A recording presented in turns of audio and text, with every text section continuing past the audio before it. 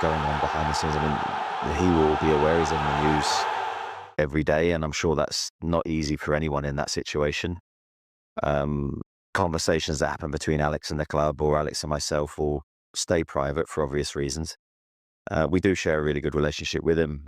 He's been magnificent for us for as long as he's joined. He's very popular in the dressing room, as I've said before. Would love him to continue his journey at Newcastle, and I think all I would say on the broader picture is whatever happens has to be right for Newcastle. We're in a very strong position financially. We're determined to be successful. We are ambitious. We've got a great season ahead of us. We need to add to the squad and continue to improve. And the journey can continue in an upward trajectory. I think that's what we all want. So that's what we're battling to try and achieve. First mentioned his thigh just before the Celtic game, and we assumed it would be very minimal injury, nothing too serious. And then I think on the Monday after the Celtic game, he went in from training very early. It didn't feel right. So he's now in Newcastle getting that injury assessed. And yeah, hopefully he'll be back soon and playing in the black and white shirt. That's what we all want to see. I think I said against Celtic after the game, I certainly hope he stays. And I said I was confident that he'd stay. I don't see anything that's going to change that opinion of mine at the moment, but it's football and who knows what the future may bring. As far as I'm aware, I don't think there's any contract talks taking place at the moment. I think that'll be for a later date, potentially.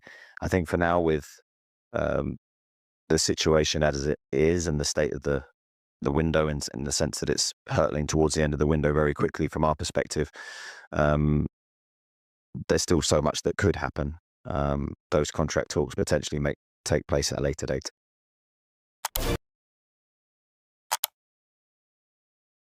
Challenge. I'm open to trying something new. Bayern Munich is a huge club. It's an institution in the world of football. And this may be the right chance for me at the age of 28 now for me to move on and try other things. And of course, Liverpool have made a number of signings in those attacking areas over the course of this summer. So maybe he was thinking game time might not be quite as much as I'd like, particularly when you're fighting against the likes of Hugo Ekitike and Florian Wirtz, who in a combined package are around £200 million of outlay for Liverpool. He probably thought, actually, now is the right time for me to move on. He joined Liverpool for £37.5 million in January 2022. So this would represent, once again, a huge profit for Liverpool. They do so much good business, don't they? And just a couple of details that have come to me whilst we've been stood here, actually, listening to Jess, is that Liverpool have arrived in Tokyo, and Luis Diaz is with the first team squad. So gives you an indication that whilst the two clubs are talking, he's not being sent for a medical in Germany as of yet. So Liverpool arrived in Tokyo, and that deal worth around 75 million euros, which is about 66 million pounds. Now, dare I ask, we've been talking a lot about a certain Alexander Isak. He's made it seem pretty clear that he sees his future away from Newcastle. Feels like he has an eye on one club in particular, Liverpool. Could this deal, with Luis Diaz departing, mean there is space and room for Alexander Isak at Liverpool? Well, at the moment, Liverpool have Hugo Ekitike, Darwin Núñez and Luis Diaz as the three number nines. He's obviously more of a false nine, someone that can play out wide, but was used quite a lot by Arne Slot as that false nine throughout the course of the Premier League last season. So therefore, there is a little bit of a gap. But does it mean that Liverpool go and spend what would be a huge Premier League record to go and get someone like Alexander Isak? We'll just have to wait and see. But this is a huge void. And Arne Slot is going to want to make sure he has a strong squad, because they've got a Premier League title to try and defend. They'll have Champions League football. They want to try and get to the latter stages of those competitions in the Cup as well. So you'd imagine Liverpool's spending hasn't finished just yet. But Alexander Isak, whilst he has been on their radar, there was that informal inquiry to Newcastle United, which was rebuffed. Be interesting to see what they do now. But certainly the interest in a player of his quality doesn't disappear over the course of a week.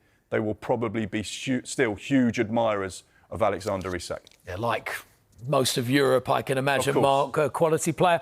Look, this has also been talked about quite some time, the finances. We know Liverpool spent close to £300 million already in this window. Can you just break it down how they can afford to do this and still can afford to go in for Alexander Isak. And I believe, regardless of Luis Diaz leaving, they might still be able to make that deal happen.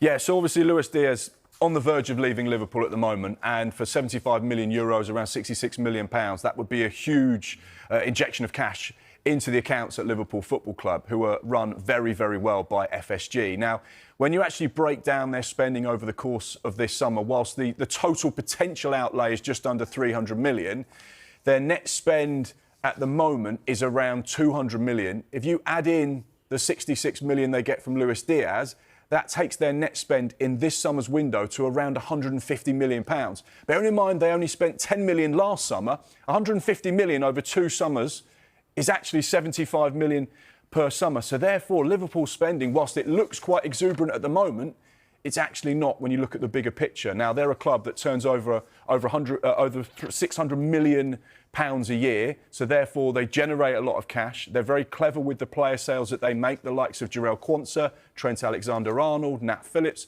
as well as Luis Diaz as well.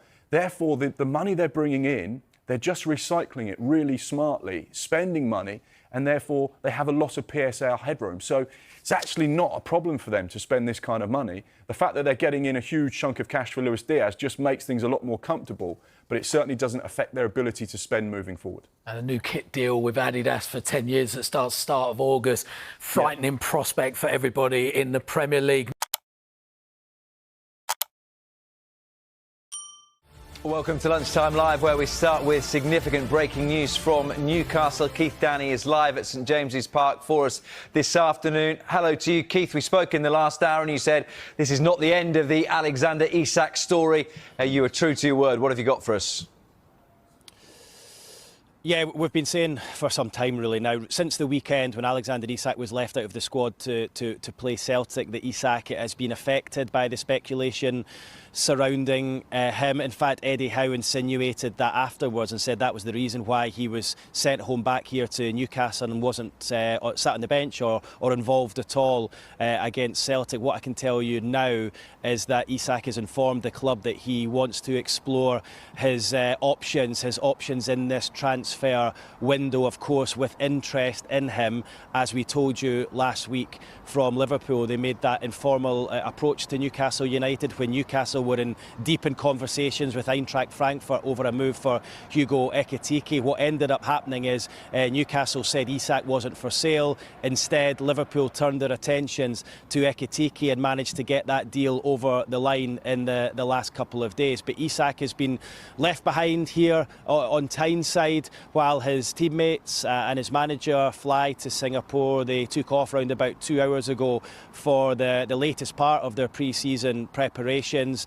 Singapore first, then on to South Korea. They play 3 matches in 12 days. The official line from the club is that he's back here and he's recovering from a minor thigh injury, and the feeling was that he shouldn't be on a long-haul flight. But what we can tell you is that he has asked the club that he would like to explore his options this transfer window with, of course, that interest from Liverpool. So, look, again, I'll say it, Rob, it's not the last we'll hear of this. I would imagine I'll be talking about this for the next couple of weeks as we move towards the end of the transfer window.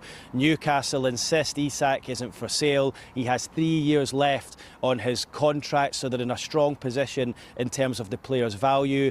They value him at what would be a Premier League record of £150 million. You've touched on it a little bit there, Keith. The club's stance is that if they were ever to let him go, it would cost a huge amount to prize him away from Newcastle. It's been a difficult couple of windows, you would say, for the club, in the fact they've not been able to bring in as many as they'd like. They would be desperate to avoid losing their top scorer from last season now. Yeah, look, Newcastle wanted to use this window to build. They wanted to bring in 4 players, a goalkeeper, they wanted to bring in a central defender, a right winger, and another forward. So they've managed to bring in Anthony Elanga for 52 plus £3 million.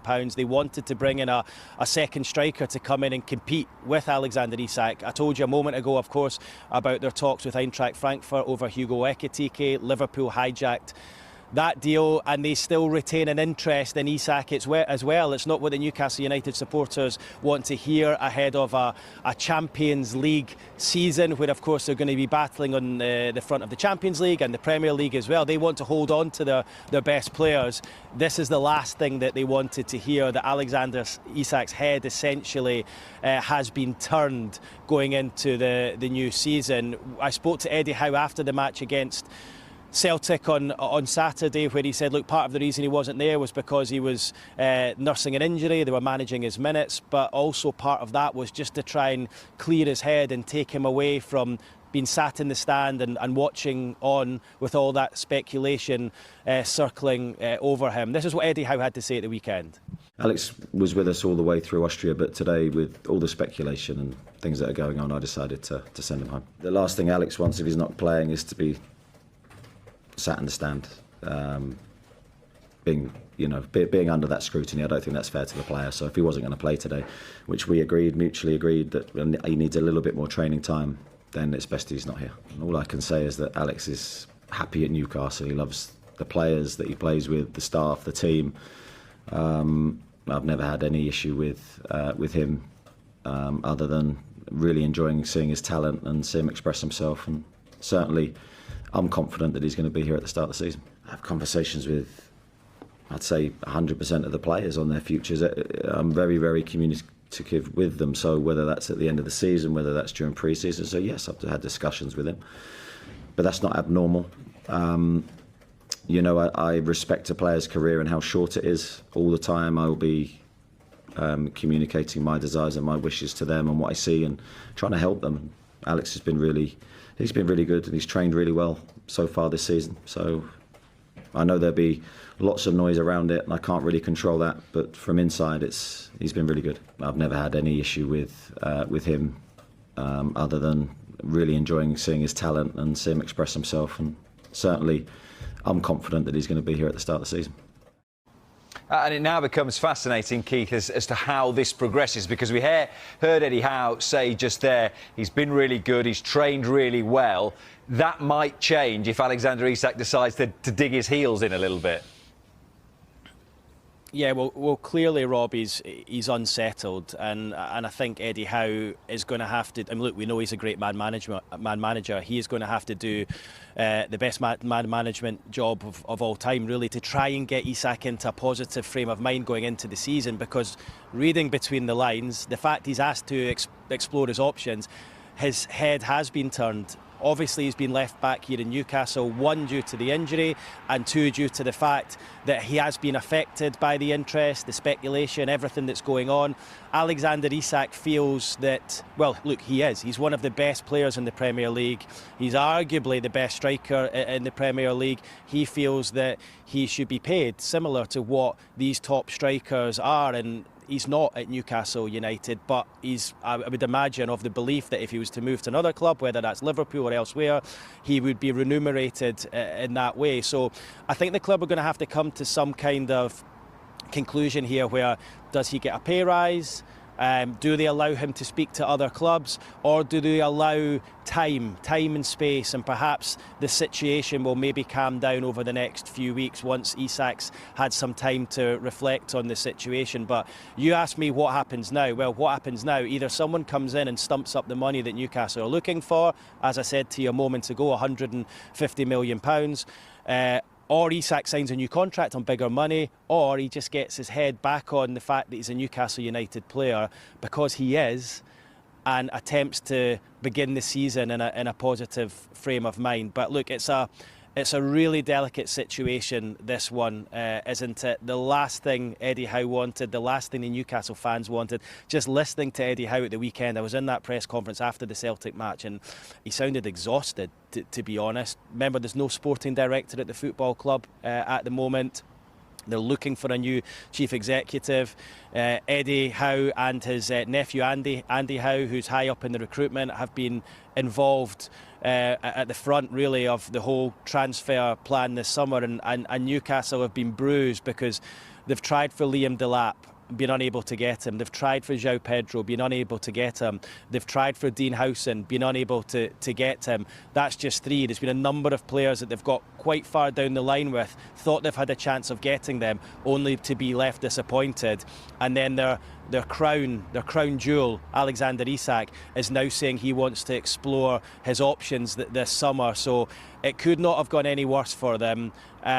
Far from ideal that Isak has been left home here at Newcastle, but maybe this will just give him and the club the time and space away from each other to come to some kind of mutual understanding that if a club doesn't come in and offer the money that Newcastle United are looking for, Isak has to get his head down and concentrate on starting the season. A very, very important season with Newcastle United. But look, it's a developing story, this one, Rob. As I said to you a moment ago, it's got legs. I would imagine we'll be speaking about this one for the remainder of the transfer window. It will be intriguing to see if Alexander Isak is a Newcastle United player or not come the end of August. Liverpool retain an interest in him. We'll have to wait and see whether they've got the money to stump up an offer to afford Alexander Isak. I would suggest at the moment it would be difficult for them, but let's see what they do in terms of player sales. So look, not a good time for Newcastle United supporters. They are desperately trying to bring in players themselves. They're in advanced negotiations with Brentford over a deal for Johan Vissa. He was supposed to be the backup striker to Alexander Isak, not the only striker. So let's see how this one develops over the next days and weeks. Just remind us, Keith, who Newcastle's first home game of the season is? Do you know, I've got so much in my mind, I can't even think, but I've had a moment to think there, and you're right. It's Liverpool at home. I think it's Monday Night Football, isn't it? I was actually thinking of their first match, which of course is away to Aston Villa, but yeah, I mean, that's going to be some evening, that, isn't it? Whichever side Alexander Isak is playing for. I knew you'd get it there eventually. Keith, thank you very much for the moment.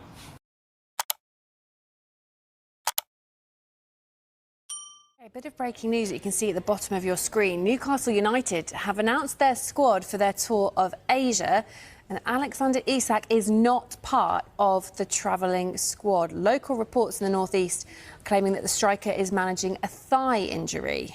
Now, the Newcastle manager Eddie Howe chose to send Alexander Isak home before their pre-season friendly defeat to Celtic at the weekend, amid speculation over his future. Yeah, the Magpies are headed to Singapore, where they'll face Arsenal at the country's national stadium on Sunday the 27th of July before they travel to Seoul. There they'll take on Team K-League on Wednesday the 30th of July, and then they'll play Tottenham Hotspur at the Seoul World Cup Stadium on Sunday the 3rd of August. Yeah, so Newcastle United have gone on their tour, but without star striker Alexander Isak, and local media reporting that's due to a thigh injury, though.